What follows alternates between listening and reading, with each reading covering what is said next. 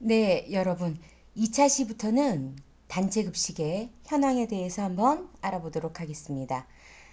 지금 화면에 보시는 바는요, 여러분들 표 1-1에 2016년도 12월 기준으로 단체 급식 시설의 시도별 현황이 나와 있습니다. 네, 굉장히 많은 단체 급식 시설이 있다는 것을 볼 수가 있겠죠.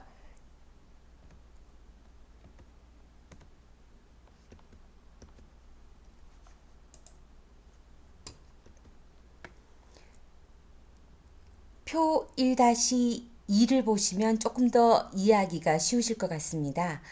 1996년부터 2016년까지 단체 급식 업체의 개수가 얼마나 많이 늘어났나를 보여주는 그런 표가 되겠죠. 단체 급식 업소가 굉장히 많이 늘어났다는 것을 볼 수가 있고요. 위탁 급식 업소는 1996년에는 잡혀 있지 않다가 2005년도부터 정확하게 통계적으로 통계연보에 그 수치가 올라가 있죠. 실은 그 이유는요, 우리가 식품위생법에서 단체 급식의 정의에 대해서 배웠던 것이 근간이 될 수가 있습니다. 왜냐하면 우리가 단체 급식이라 함은 영리를 목적으로 하지 않고 이런 것들이 들어가 있는데 위탁 급식소는 어떻습니까? 영리를 목적으로 하고 있죠.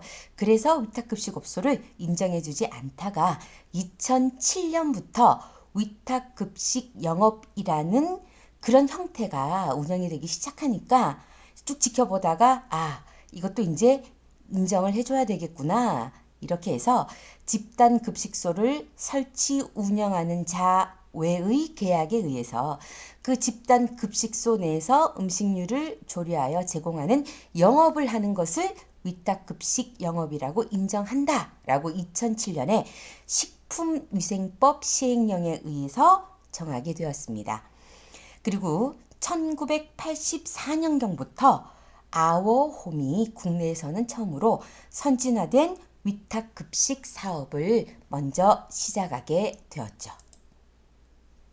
단체 급식의 현황 중에 국내 급식 시장의 성장 추세를 살펴보도록 하겠습니다. 지금 이 막대 그래프가 성장하는 것을 보면 굉장히 급격한 성장을 보이고 있다라는 것을 여러분들이 아마 보실 수 있으실 겁니다. 네, 특히 2010년부터 2015년 여기서부터 증가폭이 굉장히 늘어났다라고 볼 수가 있겠죠. 이때는 단체 급식 시장도 매우 늘어났고요.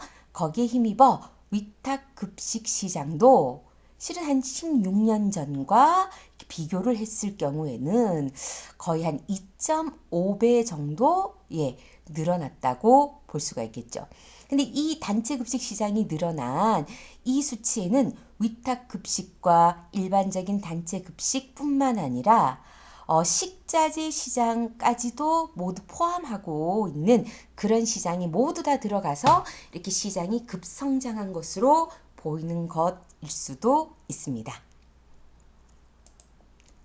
네. 이건요, 교과서에는 없는 그래프인데요. 참고 자료입니다. 그리고 어떤 시각에서 봐도 아까 그런 그래프는 식품과 관련된 업계에서 본 뭐 유추하거나 실제로 있었던 데이터를 연결한 것일 수도 있고요.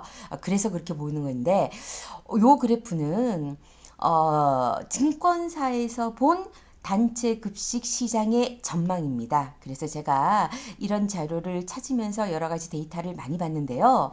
증권 업계에서도 위탁 급식 업체에 대한 투자는 굉장히 안정적이기 때문에 투자 위험이 없다.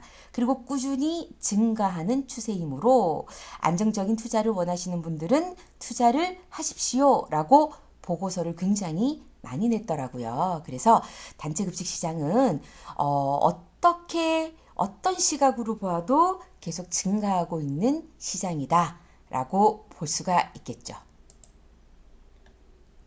네. 그리고 이 표 1-3은요. 국내 위탁 급식 회사의 운영 현황을 보여주는 표입니다.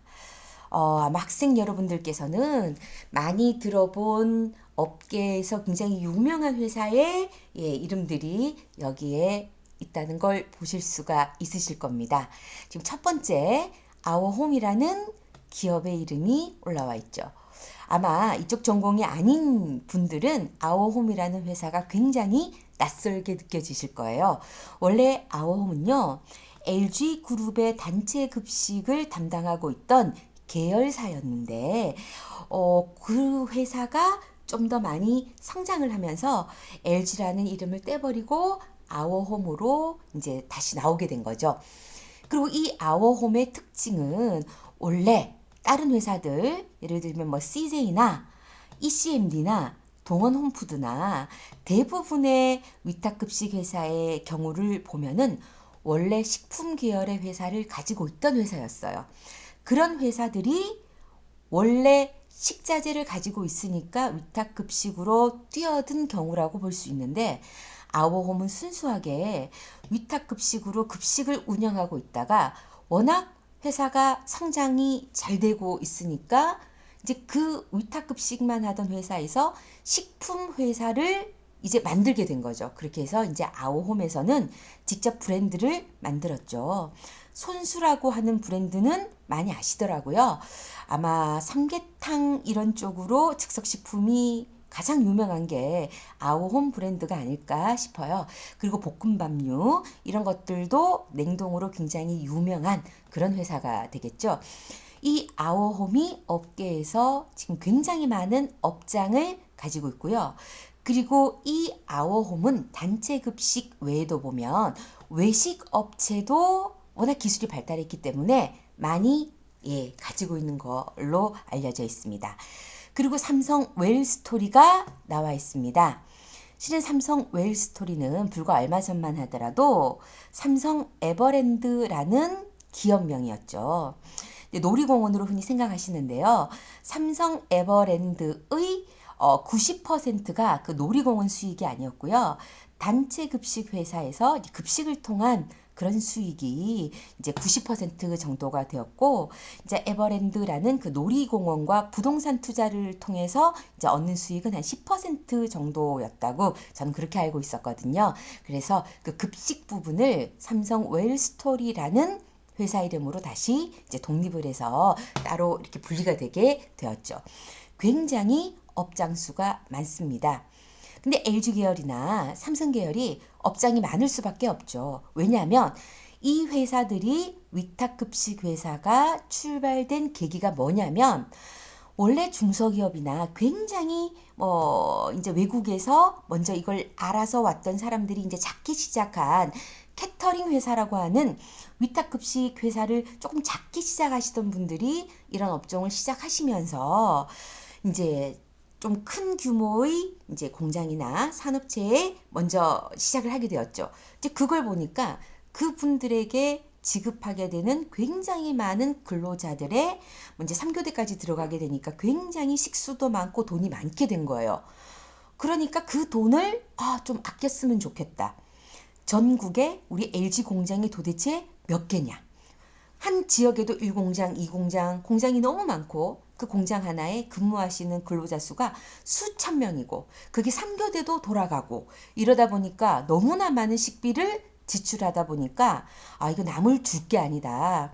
우리 그룹 내에서 자회사를 만들어서 이거 우리가 좀 벌었으면 좋겠다라고 그룹 차원에서 생각을 하게 된 거죠. 그래서 식품 쪽으로 전혀 문외한이었던 LG그룹이나 삼성그룹에서도 단체 급식 회사를 설립하게 된 겁니다. 그래서 업장 수는 당연히 많을 수밖에 없었겠죠. 그렇게 하면서 또 이제 기술을 축적해서 또 브랜드 네임도 있고 이러니까 다른 곳까지도 업장 관리를 하게 되면서 업장이 이만큼 많이 늘어나게 된 겁니다. 그리고 신세계 푸드는 우리가 신세계라고 하면 대형마트가 하나 생각이 나실 겁니다. 원래 신세계는 백화점을 가지고 있으면서 원래 식품 유통망에 대해서 굉장히 전문적인 지식이 있던 그런 운영망을 가지고 있었죠. 그렇게 되면서 식자재에 대해서 너무 잘 알고 있으니까 식자재 유통을 하면서 단체 급식 업계에 뛰어들게 된 겁니다. 그리고 현대그룹도 조금 후발주자였죠. 현대그룹도 LG와 삼성이 하니까 우리도 질 수 없구나. 이렇게 돼서 현대그룹에서도 단체 급식을 드디어 시작하게 되었죠. CJ는 어떻습니까? 원래 식품회사였죠.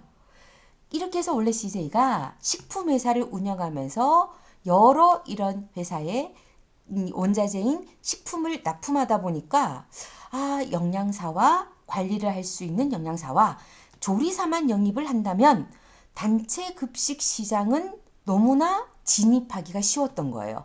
그래서 CJ 프레시웨이도 단체 급식 시장에 뛰어들게 됩니다. 실은 단체 급식 시장이 대기업이 들어와 있기는 하지만은 진입 장벽이라고 얘기하는 게 굉장히 낮다고 할 수가 있습니다. 왜냐하면 첨단 분야처럼 자동차나 IT 분야 이런 것처럼 굉장히 고도의 기술은 그렇게 많이 필요 없는 것 같더라고요, 보니까. 그리고 어떤 기업이든지 신제품을 개발하려면 R&D 비용이라는 게 들지 않습니까? 근데 단체 급식 쪽에서는 그 R&D라는 연구 개발 비용이 굉장히 많이 들지는 않습니다. 그리고 기업에서는 신제품을 개발하다가 개발하지 못하고 실패해서 그 돈이 그대로 묻히는 경우도 있고, 특허 분쟁이 생기면 굉장히 많은 조 단위의 돈을 이렇게 배상을 해야 되는 경우도 있고, 이런 경우가 있는데, 단체 급식 업계에서는 계란말이 이런 거에 특허를 내기가 힘들겠죠. 그러다 보니까 특허 분쟁이나 그런 여러 가지 개발이나 분쟁 내지는 새로운 제품이 출시되면서 재고에 대한 부담 이런 게 너무 없는 거예요. 그래서 대기업이 생각하기에는 이렇게 투자를 안 하고도 돈을 많이 벌 수 있구나 라고 생각해서 굉장히 눈독을 들이는 시장입니다. 또 여러분들이 지금 보기에 여섯 번째죠. ECMD라고 낯선 회사 이름이 하나 보이실 거예요. ECMD, 낯설 겁니다. 근데 이 회사는 원래 어디를 기반으로 하고 있는가? 바로 풀무원입니다.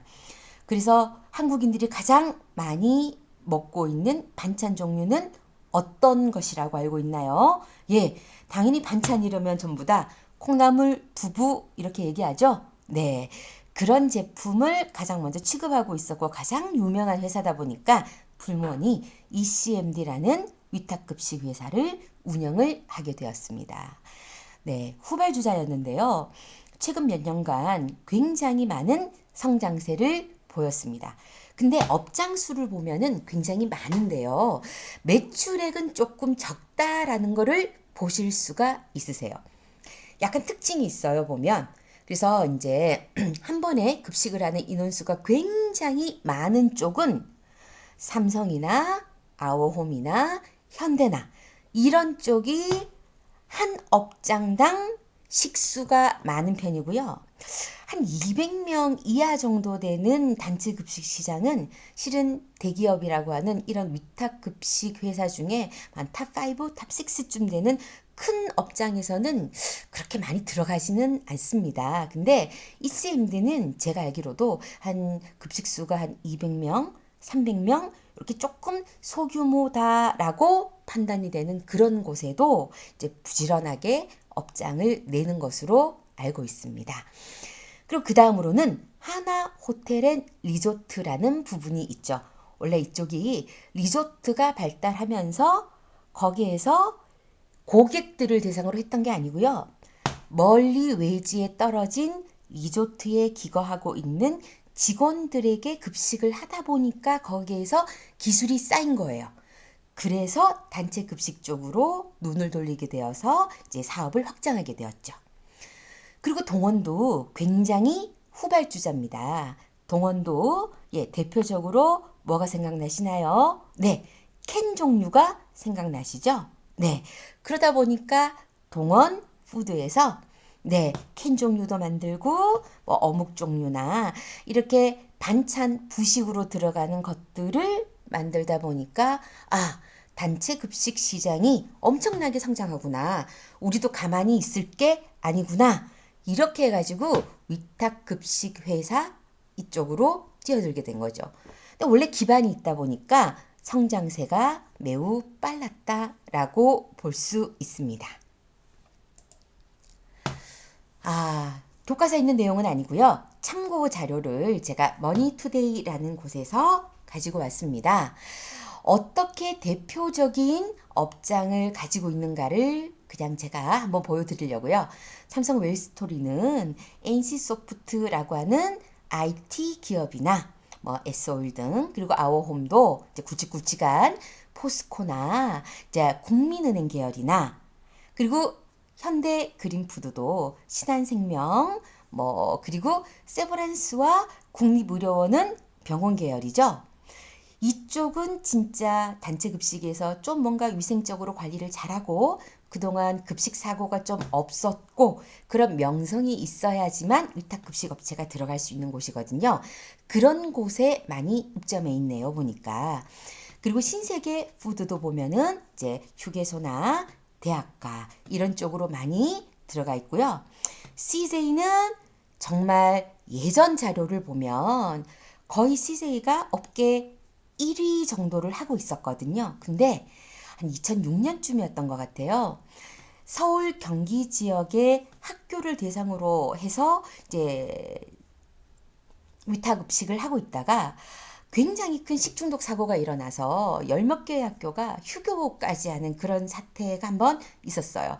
그래서 이제 명성이 좀 떨어지면서 CJ는 단체 급식보다는 이제 식자재 쪽으로 많이 이제 위주로 하게 되었죠. 그렇게 되면서 이제 CJ가 전체 총액은 떨어지지 않았는데 단체 급식에서는 약간 규모를 줄이고 있었습니다. 요즘엔 또 다시 작년부터는 이제 늘어나고 있는 상황이라고 이제 알려지고 있더라고요. 보면 그렇게 단체 급식의 현황으로 보면 이런 굉장히 알려진 굵직굵직한 큰 회사들도 직영으로 본인 회사에서 직접 직원들을 채용해서 급식을 운영하지는 않고 전부 다 급식 전문가인 그런 전문가들이 모여 있는 그런 위탁급식 회사에다가 급식을 이제 맡긴다라는 거를 볼 수 있는 그런 자료를 제가 보여드렸습니다. 2014년 정도의 단체 급식 시장 점유율을 보시면은 아까 방금 보셨던 2016년도 정도의 단체 급식 시장 점유율과 조금 비교해 보시면은 뭔가 조금 다른 거를 보실 수가 있으실 거예요. 자, 이 둥근 원 그래프를 보시면 다 봤던 이름들인데 못 보던 이름이 하나 있으실 거예요. 아라코라고 보이실 겁니다. 이 아라코 회사는요, 정말 예전에는 한 20년 전에 그러니까 단체 급식이 처음으로 태동하면서 막 성장을 하던 시기에는 아라코사는 꽤 큰 기업이었어요. 여러분들 옛날 대기업 이름 중에서 현대, LG, 삼성 뭐 이전 쪽 말고 혹시 대우라는 그룹을 기억하시죠? 예. 대우그룹과 외국의 합작 회사였어요. 예. 아라마크라는 회사와 합작한 아라코라는 회사가 굉장히 많이 단체 급식 업계에서 앞서 나가고 있다가 점차 이제 대우도 이제 조금 회사가 이제 그렇게 되면서 이제 입지가 작아지면서 점차 업장이 없어지면서 이제 드디어 이번에 개정된 사판에는 이번 교과서에는 이제 아라코의 이름이 이제 없어지고 있더라고요. 단체 급식 시장도 굉장히 판도가 많이 변하고 있습니다. 그래서 이 그래프와 앞선 그래프를 다시 비교해 보면 동원 홈푸드 같은 경우에는 점점 성장을 하고 있고 아라코 같은 경우에는 이제 이 그래프에서 이름을 감추고 있고요. 이게 2014년도 자료이기 때문에 삼성 웰스토리가 이때는 이름이 에버랜드였다는 걸 다시 한 번 더 확인할 수 있는 그런 그래프가 되겠죠. 위탁급식 업계는 굉장히 많은 변화를 겪고 있습니다. 단체 급식만 하는 게 아니고요. 이제는 많은 대기업들이 식자재 유통 사업을 하고 있습니다. 식품 회사들 중에 여러분들 대상이라는 회사도 알고 있으실 겁니다. 대상은요, 단체 급식은 아직은 하지 않고 있습니다. 그 대신 대상은 무엇만 하고 있는가? 식자재 유통 사업을 하고 있죠. 근데 대상이라는 이름으로 하지 않습니다. 여러분들이 이제 식자재 상을 이렇게 유심히 보는 친구들은 알 건데요. 베스트코라는 식자재 브랜드가 있습니다. 그리고 구미 지역이나 이런 데는 업장이 꽤 크게 인동 지역에 있더라고요, 보니까. 그런 베스트코나 이런 브랜드가 바로 대상의 브랜드죠. 그리고 위탁급식 업계가 굉장히 많은 기술을 축적한 다음부터는 외식업 분야로도 진출을 합니다. 일반적인 급식을 하다가 이제는 좀 더 프리미엄 급식으로 승부한다라고 되어 있죠. 뭔가 색다른 걸 원하는 그런 급식 시장을 향해서 나가게 되어 있습니다. 앞선 자료에서 보셨겠지만 아까 여러분들 IT 기업의 이름이 있는 걸 아까 보셨을 거예요. NC소프트가 굉장히 뭔가 내세우는 것처럼 딱 나와 있는 거를 아마 보셨을 겁니다. 지금요, 실은 온라인상에서 뭐 이제 유명한 이제 급식으로 유명한 회사들이 좀 있어요. 제가 오프라인 수업을 하는 학생들한테 어떤 회사의 급식이 가장 좋을까요? 라고 한번 질문을 던져보니까 그냥 유명한 그룹들, 삼성의 급식이 좋을 것 같아요. 막 이런 얘기를 하더라고요. 월급이 많은 공사가 좋지 않을까요? 예, 공기업. 이런 데가 좋지 않을까요? 막 이런 얘기를 하던데 실은 우리나라에서 한식당, 한식사당, 식단가. 그 식단가 중에서도 재료비를 가장 많이 책정받고 있는 회사는 역시 IT 기업입니다. IT 기업 중에서도 어디가 가장 높은가 하면 제가 알기로는 구글이에요, 구글. 구글 코리아. 거기는 제가 알기로는 재료비가 1인당 10,000원 정도라고 알고 있습니다. 근데 전체 식사가 아니고요. 재료비만 10,000원이면 제가 알기로는 거기 식사는 한 5가지 종류의 고기가 다 있다고 알고 있어요. 소고기, 돼지고기, 양고기, 닭고기, 오리고기. 그리고 구글 코리아긴 하지만 전 세계에서 많은 사람들이 출장을 오고 가고 하기 때문에 종교적인 이유로 이런 고기는 먹지 않고 또 이런 음식은 문화에 맞지 않고 이러다 보니까 아주 글로벌하게 식단을 차려야 되겠죠. 그러니까 우리가 흔히 알고 있는 단체급식에서 식판에 받아서 먹게 되는 그런 식사를 하지는 않습니다. 뷔페식으로 정말 근사하게 아마 음식 종류가 한 30몇 가지는 되는 것 같더라고요. 거기서 뷔페식으로 그렇게 음식을 차리죠. 그리고 또 유명한 곳 또 있더라고요. 네이버. 모 방송에서 만화가 분이 네이버사의 급식이 너무 좋아서 난 이 건물에서 살고 싶어 라고 얘기해서 또 유명해졌었죠. 그런 IT 기업이나 이런 쪽은 단순히 노동력이 아니고 정말 사원들의 복지를 생각해야 되기 때문에 급식만이라도 프리미엄급으로 하고 싶다라고 할 경우 굉장히 기술이 많이 축적된 그런 회사에서 급식을 원하겠죠. 그래서 그런 쪽으로 승부를 많이 걸고 있고요. 그리고 이렇게 기술이 축적되다 보니까 사업을 다각화하고 있고 사업 영역을 확대하고 있습니다. 그래서 외식업으로도 나가고 있고요. 그리고 기술을 쌓아서 가정식사 대체품이라고 하는 HMR 시장으로도 진출하고 있습니다. 예를 들면 여러분들 호떡이라고 하면 몇 년 전만 하더라도 길에 포장마차 같은 데서 아주머니께서 막 빚어가지고 구워서 파셨죠. 요즘에는 인건비, 재료비 이런 것 때문에 호떡을 길에서 보기가 너무너무 힘들더라고요. 호떡 드시려면 어떻게 해야 되는가 하면 대형마트나 이런 데 가시면 호떡이 집에서 구워만 먹을 수 있게 냉동 제품으로 나오고 있습니다. 그 냉동 호떡이 단체 급식 시장에는 10몇 년 전부터 존재하고 있었어요. 그렇게 단체 급식에서 있던 호떡 제품이 드디어 이제는 가정까지 갈 수 있도록 소규모로 포장해서 제품이 나오게 된 거죠. 즉, 단체 급식에서 기술을 쌓아서 가정식으로까지 이제 나오게 된 겁니다. 그게 바로 사업 다각화, 사업 영역의 확대라고 볼 수가 있겠고요. 기업 규모별 운영 전략 차별화. 바로 이게 제가 ECMD를 말씀드렸죠. 우리는 고객의 규모가 좀 작더라도 거기에서 맞추어서 우리는 응대를 하겠다라고 해서 이제 가리지 않고 다 이제 고객들로 받아들이는 그런 정책을 펴고 있는 거. 이런 거 보시면 아실 거고요.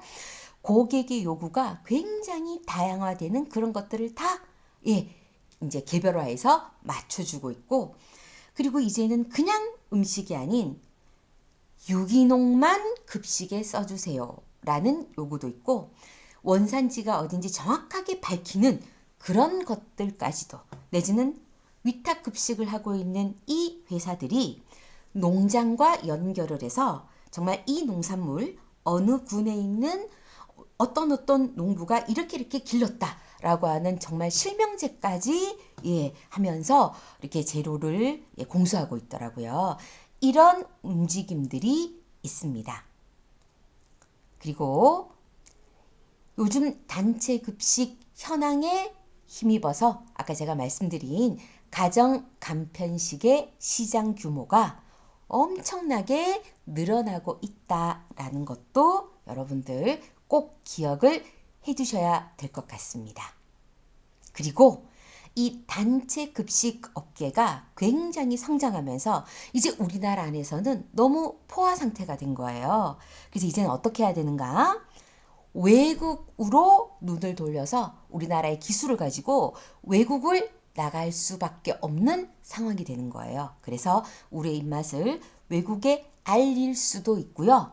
근데 아직은 조금 아쉬운 게 뭐냐면 실은 대부분 해외 진출이라고는 되어 있지만 실은 우리나라 기업들이 외국에 진출해서 실은 한국을 기반으로 한 우리 자국민들이 나가서 근무하는 그 환경에 급식을 하기 위해서 한국 회사가 따라 나가는 거라고 볼 수 있더라고요. 네. 저도 제자들 중에 그래서 그런 경로로 현대나 삼성이나 이런 데에 들어간 친구들이 이제 굉장히 여러 나라로 가서 근무를 하고 있다라고 소식을 전해주더라고요. 근데 그것뿐만이 아니고 이제 한식이 굉장히 몸에 건강한 음식이니까 외국인 근로자들이 있는 곳에도 우리는 건강을 생각해서 한국 기업에서 이제 배식을 받고 싶다, 단체 급식을 제공받고 싶다, 그런 바람이 있어서 한국 급식 기업들이 많이 진출했으면 하는 바람이 있습니다.